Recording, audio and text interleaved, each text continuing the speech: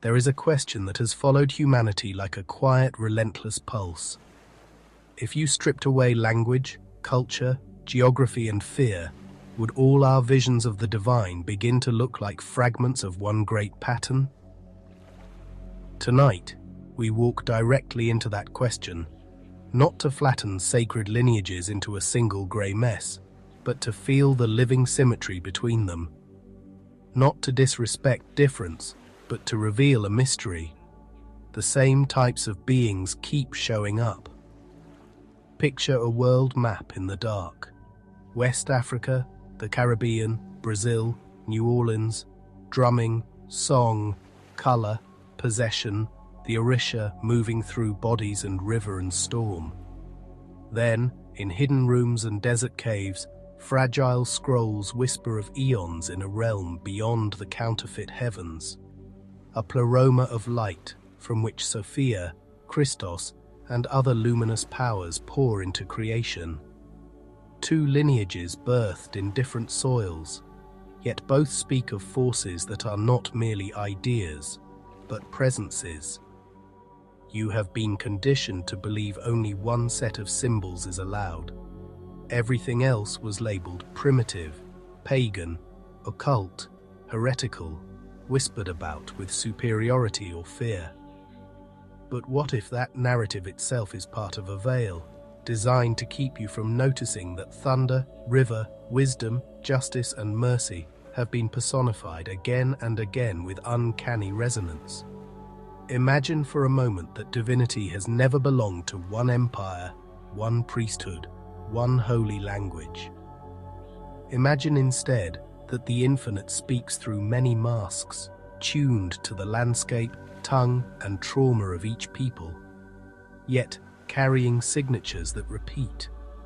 If that is true, then studying these patterns isn't syncretistic confusion. It is spiritual literacy.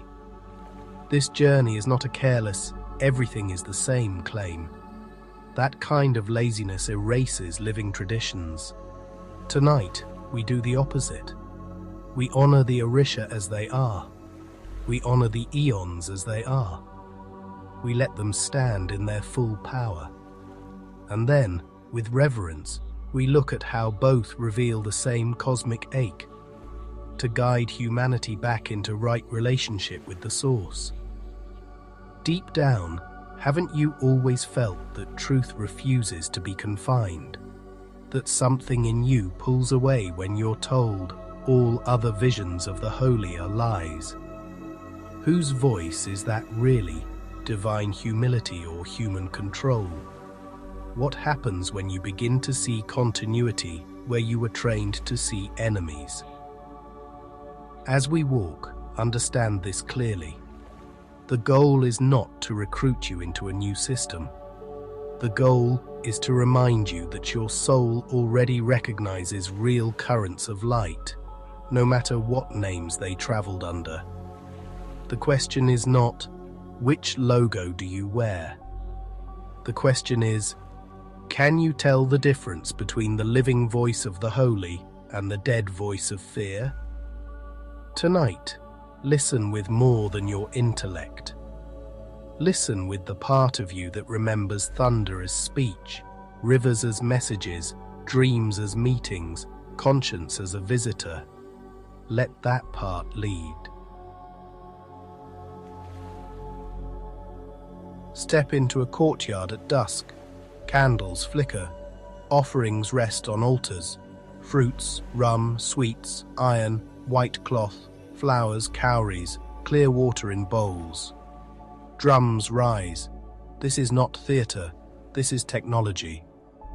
The Orishas are not distant sky gods watching indifferently.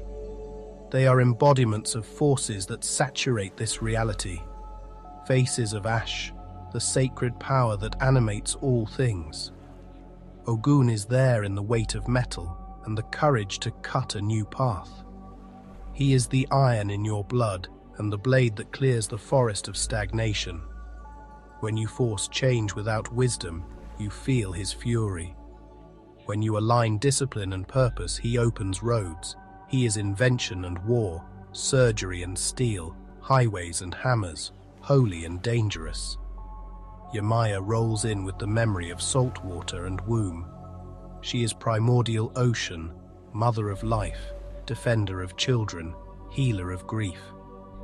She holds lost ones and restless ones, the orphan and the wanderer.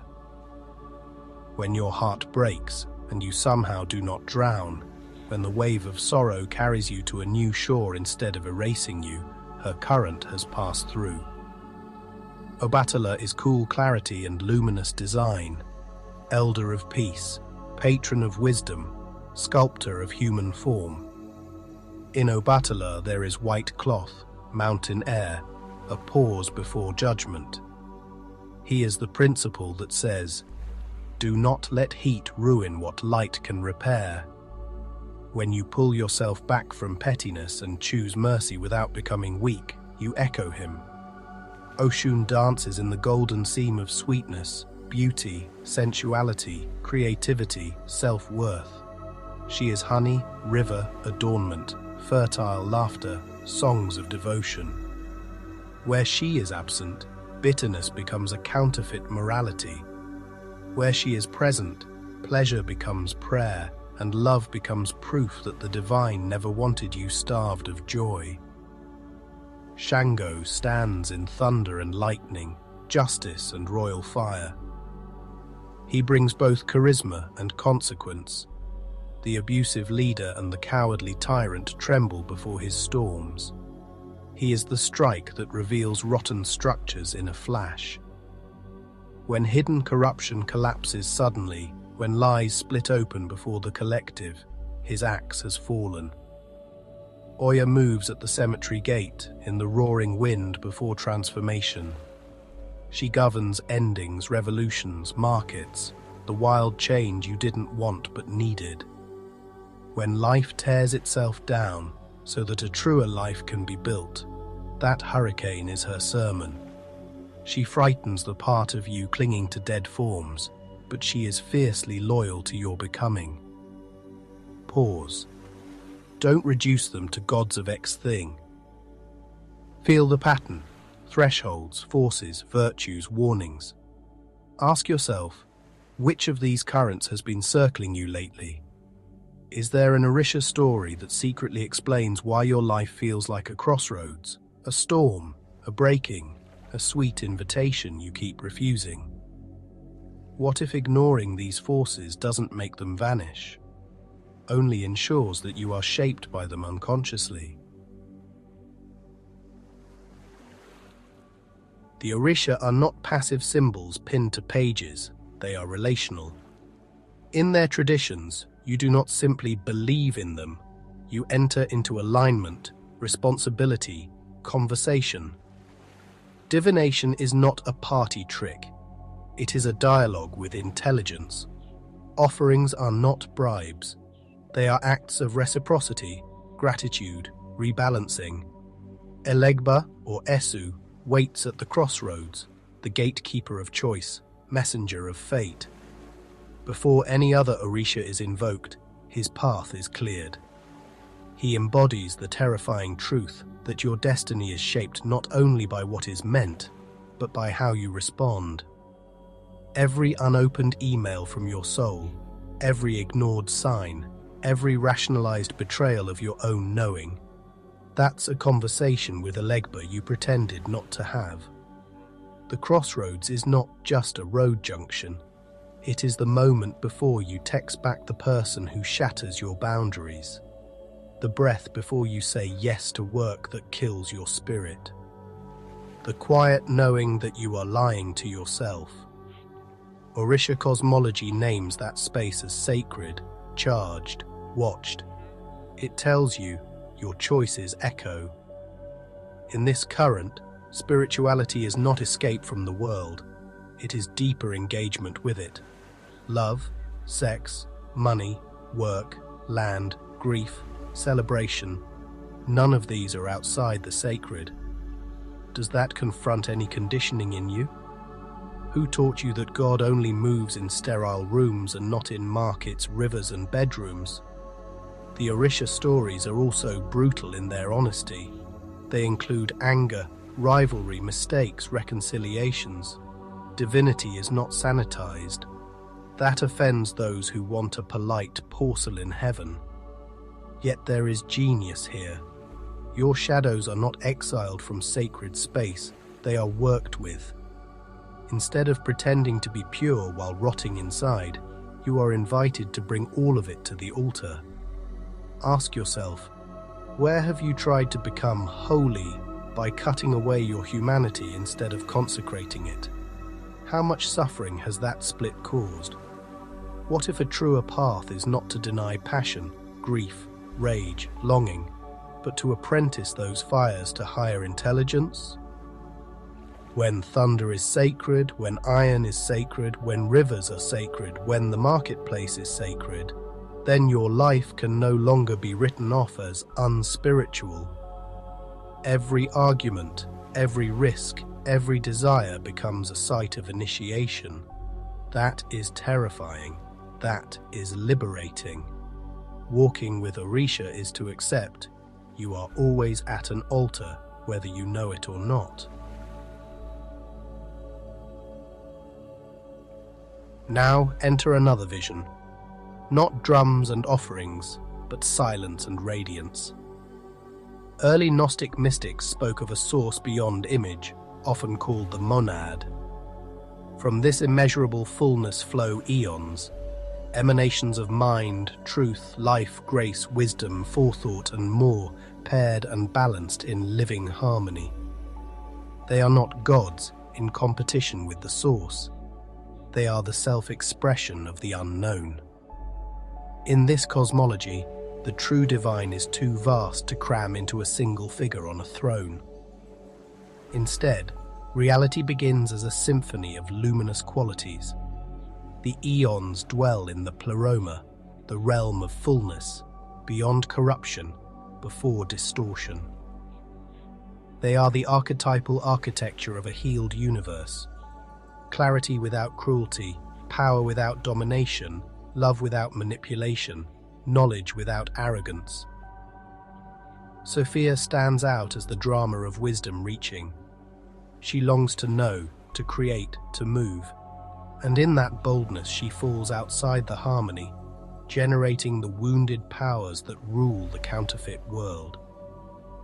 Her story is not just a warning, it is the map of our condition. We are fragments of her daring, divine curiosity entangled in broken systems.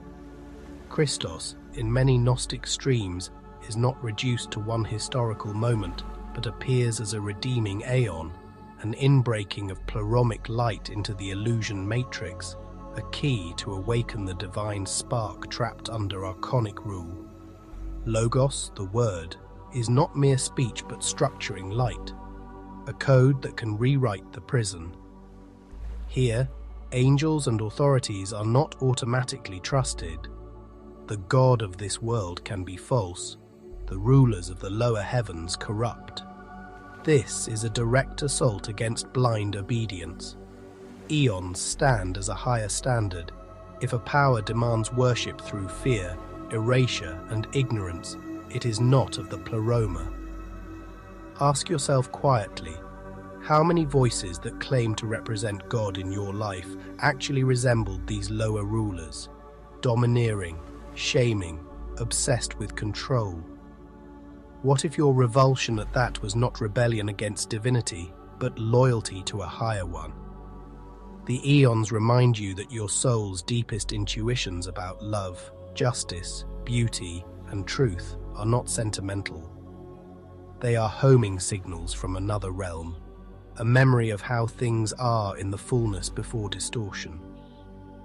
When you feel, this world is wrong, something purer must be real, you echo them. Where the Orishas saturate matter with holiness, the eons stretch your awareness beyond corrupt systems. Together, they corner you with a revelation. There is more. Sophia's tale is one of the most haunting and misunderstood. Wisdom herself moves without full consent of the pleromic harmony, seeking to create from her own impulse. In some accounts, this act births the demiurge, a blind, arrogant ruler who fashions a flawed cosmos and proclaims himself the only god. Her descent becomes our exile. This is not just myth. It mirrors the human condition. You too sensed your creative power, your hunger to shape reality. You too made choices from partial sight. You woke up entangled in systems run by small gods, consumerism, nationalism, fanaticism, ego cults. You felt the shock. How did I end up in a world like this? In the Gnostic telling, Sophia does not vanish. She grieves. She calls. She hides sparks of her own light inside human hearts, inside those who can still feel that something is off. The Aeons do not abandon her. A rescue is set in motion, not by brute invasion, but by awakening from within.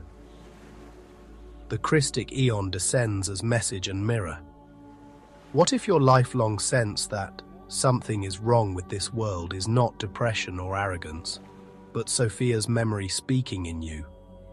What if every time you refused to normalize cruelty, every time you felt sick watching people worship power, you were aligning with a higher order? Sophia is both wound and doorway. Through her, you learn that even divine curiosity can break alignment. Through her, you also learn that love does not discard what has fallen. The path is not to hate matter, but to illumine it. Not to despise creation, but to rescue it from counterfeit rule. Ask yourself, where have you mistaken the voice of the demiurge for the voice of God? Where have you believed that authority equals truth?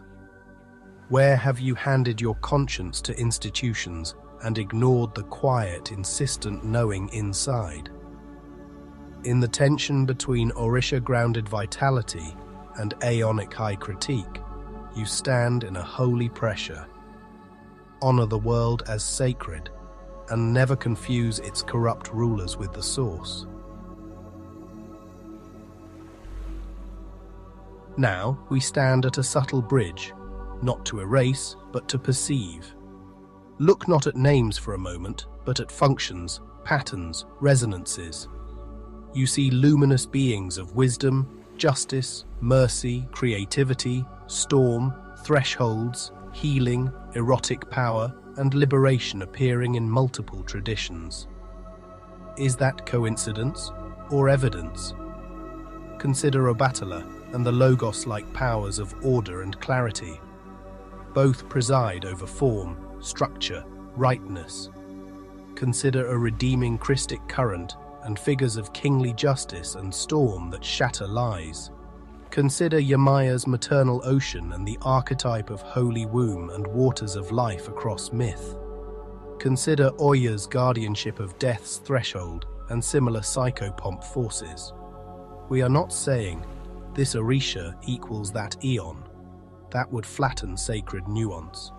We are saying the human soul repeatedly intuits that reality is guided by intelligible virtues, each with its own tone and field. Cultures clothe those fields in names, songs, rituals, cosmologies. Yet the same types of beings recurringly emerge as if responding to the same architecture. Ask yourself if countless cultures, separated by language and empire, all sense that there are living patterns of justice, creativity, love, storm, oceanic mercy, wise law, fierce transformation. Could that be more than projection? What if archetypes are not just human inventions, but doorways into objective spiritual currents? The Orisha ground those archetypes in land, river, iron, body. They insist that the sacred is close. The Aeons project them into the highest tiers of metaphysical reality. They insist that beyond our corrupt systems there is a pure pattern. One lineage raises the altar in the marketplace. The other points to a secret architecture behind the sky. Together, they undermine simplistic religion. They suggest that true spiritual intelligence appears again and again wherever humans listen deeply. They hint that we are not dealing with random fantasy, but a consistent contact language between human consciousness and a layered, populated universe. The question becomes personal. Are you willing to let your idea of God, angels, guides, saints, energy evolve beyond what you were handed? Or will you cling to a smaller map because it feels safer? There is a danger in discovering convergence, the temptation to declare, everything is the same, nothing matters, and float into vague spirituality that belongs to no one and costs nothing. That is not awakening, that is evasion. Respect is non-negotiable. Each tradition carries history, ancestors, trauma, survival, covenant. Yet there is also a danger in refusing any pattern, to weaponize difference, to insist that every stream is utterly isolated, to cling to spiritual borders like political ones.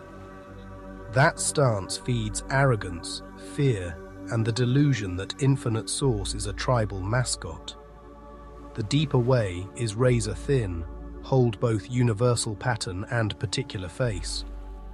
Recognize that thunder as holy is thunder as holy, whether called Shango or linked to another divine force, yet never steal or dilute what a people have tended through blood and song.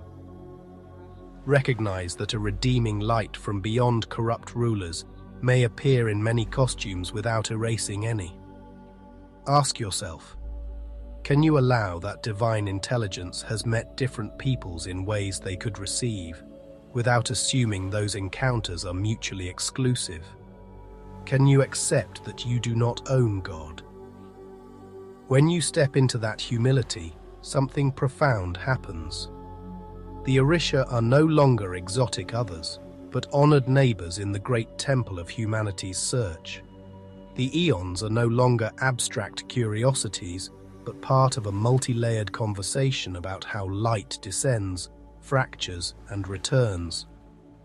The universal pattern is not bland sameness.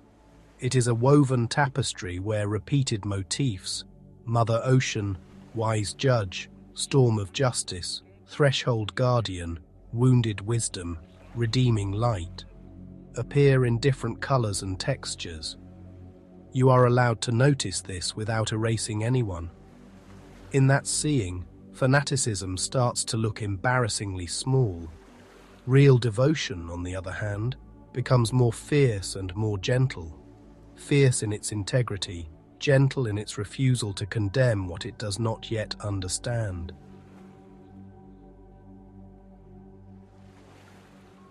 To walk this path rightly, you must refuse two extremes: shallow appropriation and cowardly avoidance.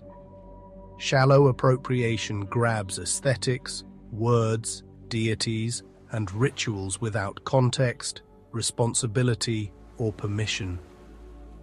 Cowardly avoidance refuses to learn about other paths at all, hiding behind fear disguised as fidelity. The medicine is reverent study and inner honesty. You do not take Orisha because it feels edgy this week.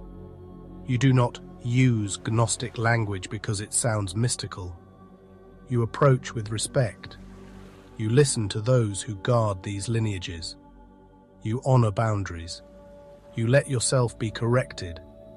You admit what is not yours to touch.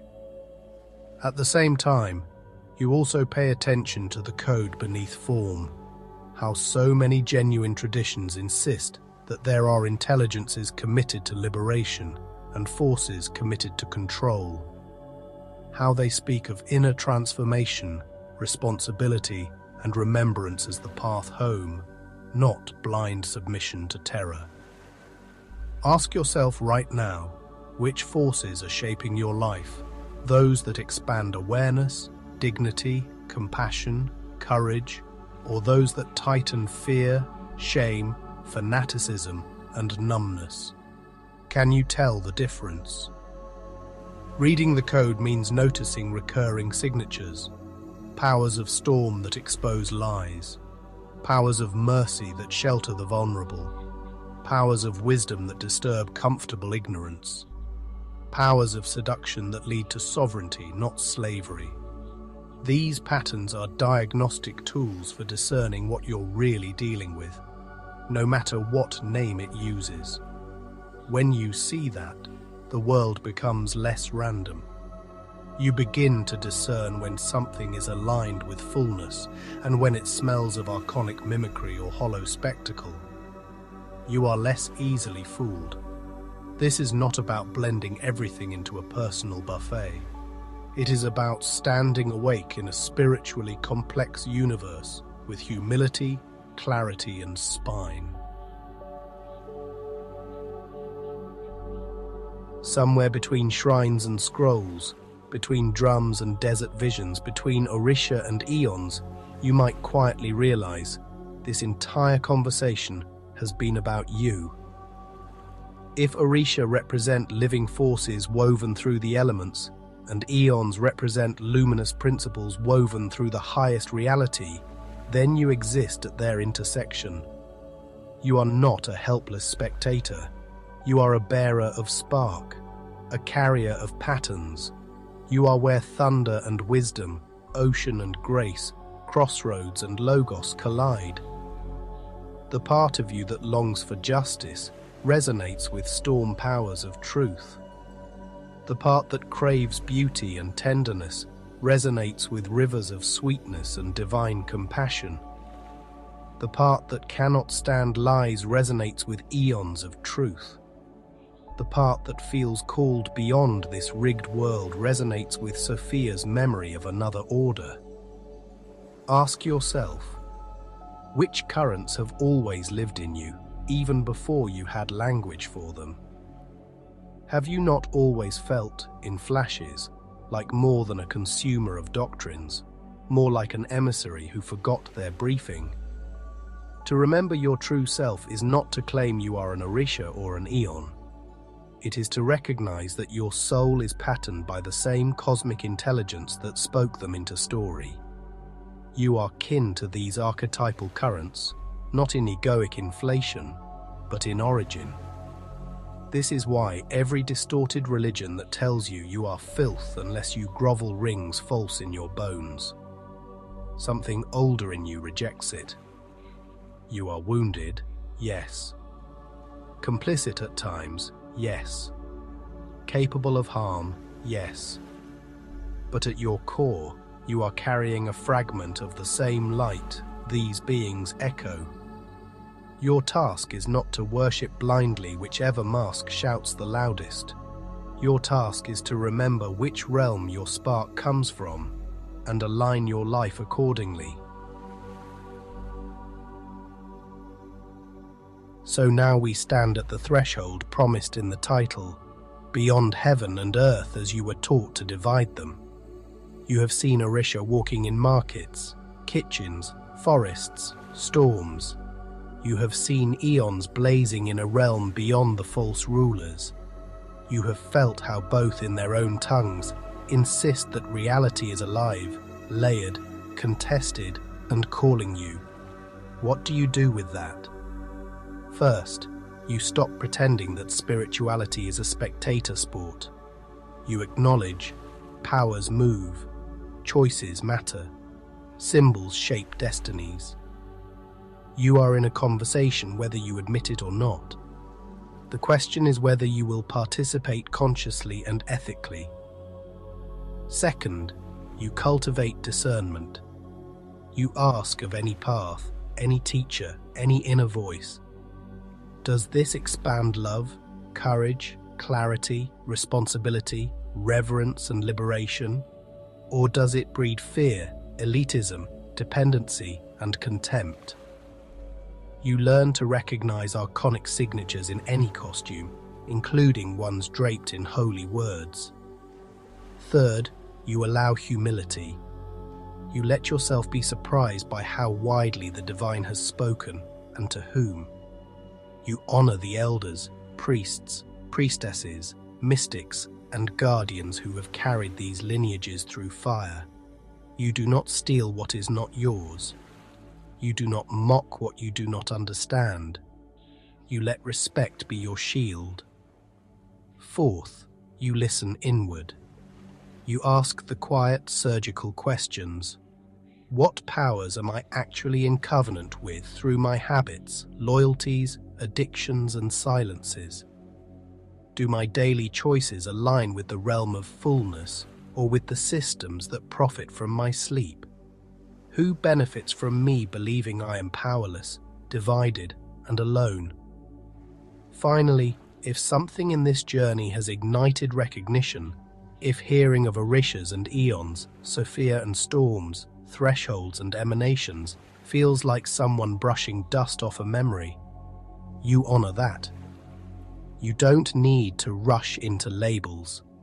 You begin where all true paths converge, with sincerity, with attention, with a decision to live as if your soul is real.